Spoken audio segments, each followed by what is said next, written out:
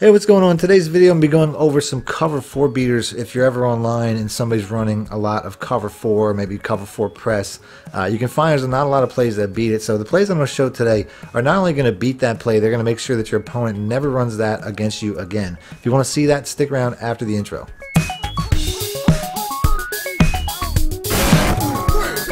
Welcome back, YouTubers and Madden fans. This is Madden Money Shot, snipping out the Madden cheese as always. Got some plays for you today specifically geared towards opponents that like to sit in cover 4. I'm going to go ahead and I'm going to show the coverage real quick because I'm sure you've seen it online, especially if you play in Weekend League. A lot of people like to play with the cover 4 drop show 2, and more specifically, they like to sit in it, maybe like to press it. A lot of people will run this entire game. So I'm going to show you some plays that will not only beat it every time, but it'll also, I call them coverage breakers. I'm going to show you some plays that'll make sure they don't run that play against you anymore. So now, first off, you really need more than one.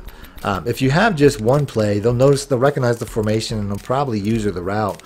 More specifically, they'll recognize the route that's being covered for and they'll start to use it. But since I'm going to show 2 plays, the first play I'm going to show is going to be what I call the coverage breaker. There's no adjustments, which is what makes this play so great. It's out of the gun Y off trio week. Like I said, I'm using the Saints playbook. I did an entire breakdown of the Saints this year and last year in the description below. You can click the link and you can go check out my ebooks on my website. But this particular play hasn't changed from last year. There's no adjustments at all. It's just a really good home run route, and it's the PA post dig shot. I used this quite a bit last year. I don't really use the Saints too much anymore. I pretty much use the Panthers, but to be honest with you, the more time I spend making these videos about Saints plays, the more I think about going back and using them again. So Ted Ginn, I'm going to put my fastest guy on this route out here. I already have it set up that way. We're going to pick that play. On the other side, like I said, we're going to pick a specific coverage here. We're going after cover 4 drop show 2. There's a lot of cover 4s in this game, and they're all pretty much trash. I'm going to try to find one real quick to show you what I'm talking about. But a lot of these, like the cover 4 quarters, those are terrible match coverages. Those get beat by just about anything. But there is one cover 4 out there, maybe more than one. I'm sure there's ones in other formations, but this is the one I see the most. The cover 4 out of the 3-4 odd. If I can find it again, I'm having a problem. Here we go. The cover 4 drop show 2. This is the one that people run the most, and it can give people problems. They just sit in it all game, and there's not a lot of plays to beat it. So we have to break that. So let's go ahead and let's pick that. So I would say the most popular setup that people do is they pretty much pinch, or they show blitz. That's probably the most common. Other than that, I mean, they might like hover the gap and try to do things to get pressure. But for the most part, this is the look that I think gives people a lot of trouble. And what I'm going to use right here, like I said, there's no adjustments needed. If I want to, I can create a check down, which I like is Thomas. I like to put him on a drag, and it has no effect in changing the play. But it gives you a nice check down if you don't have the time to get the ball off to Ginn, which is the guy I'm going to be shooting for.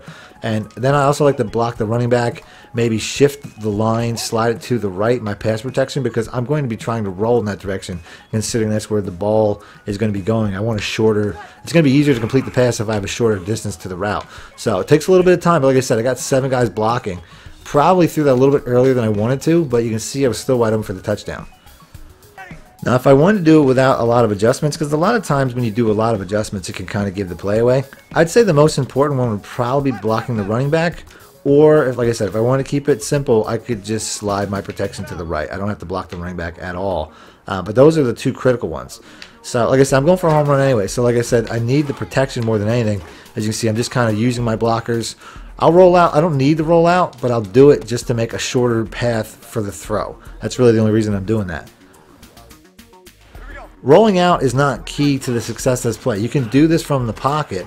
I find that moving in the direction of the throw, though, just gives you a little bit more of the angle that you want. And you can see it's a 50-plus yard play while it's in the air. So if I wanted to move this ball back to like the 60 or something, I could throw this from anywhere on the field. That's why, like I said, I call this a coverage breaker. You score a touchdown, your opponent's not going to use it anymore. So like I said, we're going to do from this. We're doing 60 yards here. It's going to be pretty much in the air the entire time. You can see how the safeties don't drop down. The safeties and the that's almost 60 yards in the air. As you can see the touchdown there. Let's go ahead and let's watch the replay on that. I'm just going to show you guys why this is so successful if you haven't figured it out already. But these 2 guys right here, they don't drop back. They kind of sit down on the route that's coming across. There's 2 routes coming across. They kind of sit down waiting for them, even though they're not in the position to cover them anyway, as I accidentally back out. So So let's do that again. So we're gonna watch, you know, these guys, these safeties, they just don't go all the way back because they're kind of reading that the closest guys to them are coming across their face, and they want to be in a position, I guess, to make a tackle. And for that reason, by the time they recognize there's a guy coming behind them, they're already out of position. So that's the reason this play works.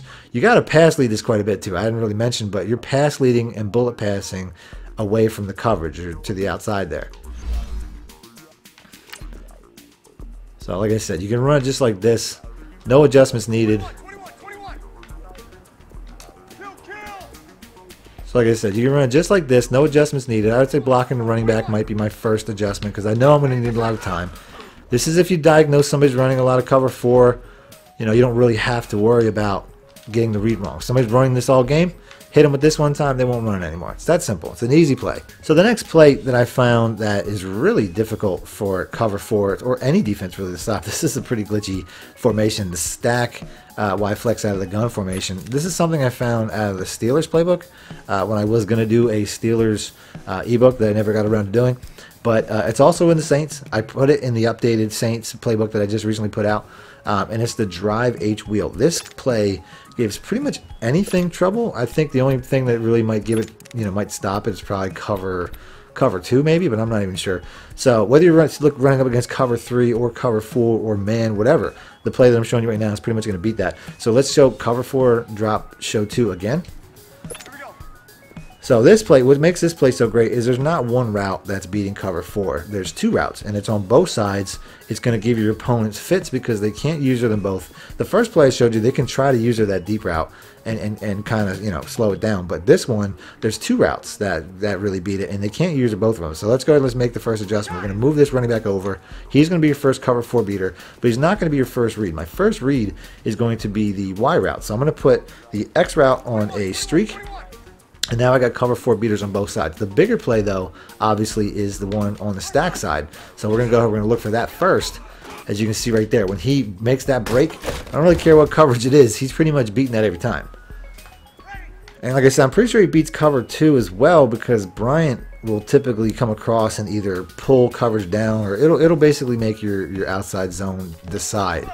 So this is not just a cover 4, or like I said, it's also good against cover 3. It really beats any coverage. You can run this play pretty much all game. It's one of my more favorite plays. I wish it was in the Panthers playbook, which is the playbook that I use.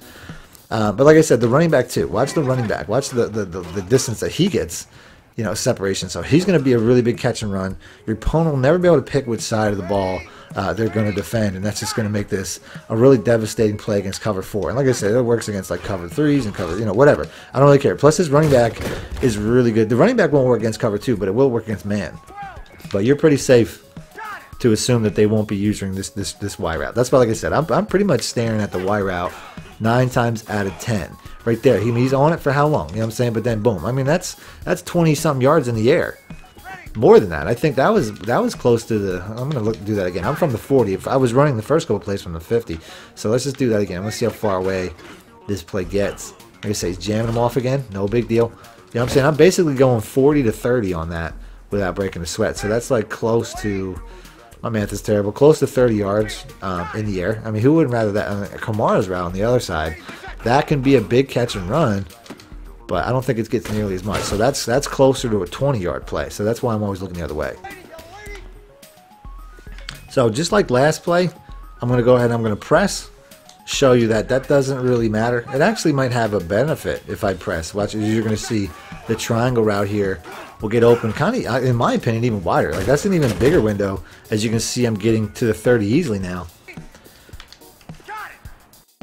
So, you know, like I said, they can recognize what play this is. I don't really care. You know what I'm saying? Like the running back motion's out. I had a whole breakdown of this formation. I'll try to put that in the description too so you guys can check that out. But they can see, you know, you running this. It's not really going to matter because, like I said, they can't use them both. This one's a much quicker open play than the other side, but it's also for shorter yards. So, you know, you got your choice between fast and you got your choice between a bigger play. I guess that'd be the best way to put it. So right there, jamming them off, no big deal. I'm always pass leading this route too, by the way. I didn't mention that. Pass lead that triangle to the sideline. I bullet past that, and I bullet past the first. I was pass leading and bullet passing pretty much. I almost always are bullet and pass leading, to be honest with you. Like the RB route, I'm doing the same thing. I'm bulleting and pass leading outside because I'm trying to get it away from the coverage as much as possible. I don't want any bad animations or bad throws to create picks. But I'm pretty much always bullet passing and pass leading outside away from the coverage. That should be pretty much a given. But like I said, I did a breakdown of cover 2 noob, like the invert cover 2 beaters. I call it the noob cover 2. I did a breakdown of that where you can beat those type of cover 2s where they put the middle linebacker in a deep third. I'll put that in the description as well for people that are interested in that. I put out something recently that was geared towards mid blitz, so I'll try to put that in the description as well. So if you guys want to see specific coverage specific plays, let me know in the comment section or hit the like button and I'll do that. Other than that, we're just going to go ahead and we're going to end the video here. That's pretty much it. So that's it. Thanks for watching, man. Money Shot out. Need more help or just want to show your support? Then head over to my Patreon and join my team, where you can get exclusive content like ebooks and bonus plays, as well as early access to my vids and more. Link in the description below.